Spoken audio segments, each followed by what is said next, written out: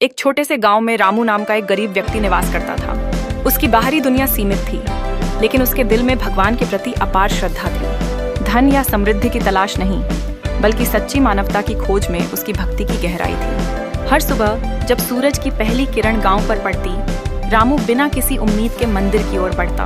उसने भगवान के सामने दीपक जलाया और केवल इतना कहा, हे प्रभु, मुझे कुछ नहीं चाहिए, बस मुझे सच्चा इंसान बनाए रखना। एक दिन गांव में एक भयंकर संकट आया। सूखे के कारण लोगों का जीवन कठिन हो गया।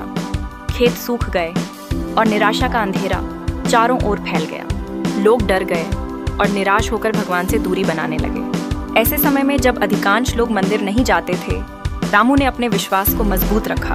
वह रोज की तरह मंदिर गया, खाली हाथ लेकिन कृतज्ञता से भरा हुआ। बाहर सूखे की चादर फैली हुई थी, लेकिन उसके दिल में उम्मीद की एक छोटी सी मशाल जलती रही। उसने भगवान से प्रार्थना की, हे भगवान, अगर मेरी भक्ति सच्ची है तो मेरे गांव की रक्षा करना। उसकी प्रार्थना सच्चाई और विश्वास के साथ भरी हुई थी। उसके शब्द आसमान में उड़ते हुए गए और कहते हैं, उसी रात अचानक घनघोर बादल छा गए। बारिश की बूंदें लगातार गिरने लगीं और यह अद्भुत पल गांव में उल्लास का संचार करने लगा।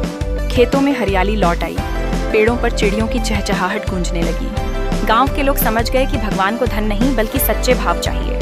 रामू मुस्कुराया और अपने दिल के कोने में एक हल्की सी संतोष की लहर महसूस की। उसने तब कहा, मैंने तो बस विश्वास किया था। जब उसकी भक्ति का फल गांव के अन्य लोगों को यह सिखाने में मददगार साबित हुआ कि सच्ची आस्था और समर्पण किसी भी संकट का सामना कर सकते हैं। आज रामू केवल एक गरीब व्यक्ति नहीं, बल्कि विश्वास और भक्ति का प्रतीक बन गए हैं। उनकी कहानी ने गांव के लोगों को यह सिखाया कि सच्चे दिल से किया गया विश्वास कैसे जीवन को बदल सकता है।